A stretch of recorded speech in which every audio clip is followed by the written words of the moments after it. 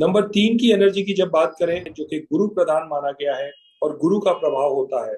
अब 2025 का साल नंबर 3 वालों के लिए पॉजिटिव क्या ले आ रहा है? इनका एजुकेशन और बिजनेस की फील्ड में काफी ग्रोथ मिल सकती है, सोशल स्टेटस और वेल्थ बढ़ेगी। और इनके चैलेंजेस जब हम बात करें, तो चैलेंजेस इनकी ओवर कॉन्फिडेंस हो सकती है, प्रोक्रेस्टिनेशन हो सकता है, और इसे इनको अवॉइड करना चाहिए। लिवर और वेट रिलेटेड इश्यूज का इनको ध्यान रखना जरूरी है 2025 में। इनकी बूमिंग सेक्टर होगी education, finance, law and at the same time consultancy. लेकिन नॉन बूमिंग जिससे इनको बचना है, तो रिस्की इन्वेस्टमेंट और स्पेक्युलेटिव फील्ड से ये जितना बचे उतना ये 2025 इनके लिए बेटर होगा। उपाय के तौर पे गुरुवार के दिन पीले कपड़े को पहने और जितना हो सके बृहस्पतिवार को केले की दान करें।